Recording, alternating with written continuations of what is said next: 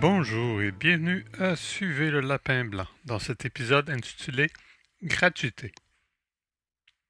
J'ai entendu toutes sortes d'histoires sur l'argent, qu'il était une forme d'énergie, que nous devions le désirer et l'aimer pour en avoir, qu'il n'est pas le mal, s'il sert à faire le bien, etc.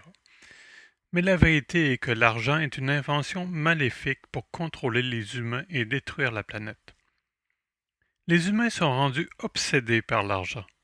Je croise régulièrement des gens malheureux de ne pas en avoir, qui quémandent quelques sous à l'obsession. Ne devraient-ils pas mettre leur énergie ailleurs? Je donne des sous lorsque j'en ai. Une fois mon loyer m'a failli de payer, il me reste moins de 100 $ par mois pour me nourrir. Je dois être économe, mais j'y arrive, je n'y pense pas trop. Ce n'est pas important. Je préfère mettre mon énergie ailleurs. J'aimerais qu'il en soit de même pour le reste du monde. Mais je dois être patient et laisser les gens faire leur apprentissage. Tout l'argent est créé par de la dette. Pour rembourser la dette, il faut plus de dette. Nous nous retrouvons dans un système de croissance économique infinie dans un monde fini, ce qui entraîne la destruction de la planète. Si les organismes écologiques étaient honnêtes, ils attaqueraient ce système, mais ils préfèrent l'exploiter, quémander eux aussi des fonds. Encore une fois, je dois être patient et les laisser faire leur apprentissage. N'empêche, le rapport à l'argent me permet de jauger l'honnêteté des individus ou des organismes. Peu de gens le savent, mais à l'époque de Jésus, les faiseurs de miracles et les exorciseurs abondaient en Judée et en Galilée. Ils se faisaient payer pour leurs services, souvent chèrement.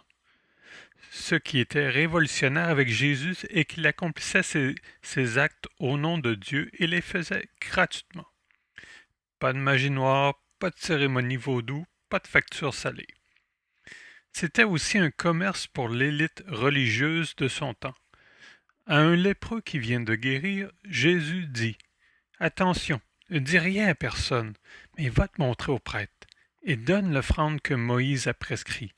Ce sera pour les gens un témoignage. » Matthieu 8,4.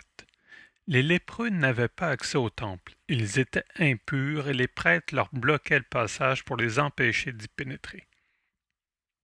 Pour pouvoir y accéder, le lépreux devait faire un rituel de purification complexe et coûteux, voir Lévitique 14, pour savoir ce qu'il devait faire.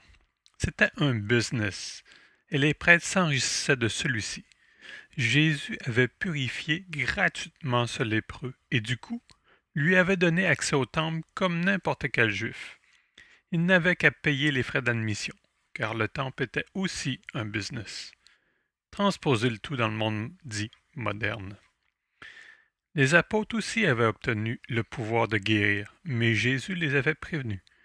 Guérissez les malades, ressuscitez les morts, purifiez les lépreux, expulsez les démons. Vous avez reçu gratuitement, donné gratuitement. Matthieu 18, 18. Vous pouvez douter des miracles de Jésus, mais réfléchissez à cela. Est-ce que quelque part les ennemis de Jésus à son époque doutent de la véracité de ces miracles? J'ai une compréhension de l'univers qui me permet d'expliquer scientifiquement ces miracles. Si tout est énergie, Jésus avait le pouvoir de débloquer l'énergie chez un individu et ainsi le guérir. Même chose avec les exorcismes. Si un démon, entre guillemets, est un parasite énergétique, il avait le pouvoir de les chasser. Voir les messages de Cabamur que j'ai traduits hier. Les gens qui choisissent le chemin obscur peuvent attirer des parasites qui nuisent à la communication avec leur soi supérieur et leur nature divine. Jésus et les apôtres parvenaient à les défaire de ces parasites. Je fais ce travail gratuitement. Si on me demandait de faire une conférence ou une entrevue, il me ferait plaisir de le faire gratuitement. La vérité n'a pas de prix. Le bien-être des gens non plus. Je me verrais mal demander de l'argent pour cela. D'autant que j'ai reçu ce savoir gratuitement. La vérité ne m'appartient pas. Elle est disponible gratuitement à tout le monde. Il suffit d'être disposé à la chercher et être capable de l'accepter. Des mouvements comme la décroissance sont tout aussi erronés car ils préservent toujours le système monétaire qui est la source du problème. Sur la nouvelle Terre, nous aurons tous droit à une vie d'abondance, car c'est ainsi que l'univers est conçu. La Terre est d'une richesse incroyable, nous fournissant air, eau, nourriture, abri en quantité suffisante. Le jour où nous serons débarrassés des gens corrompus qui s'accaparent ces richesses, l'argent nous paraîtra bien ridicule.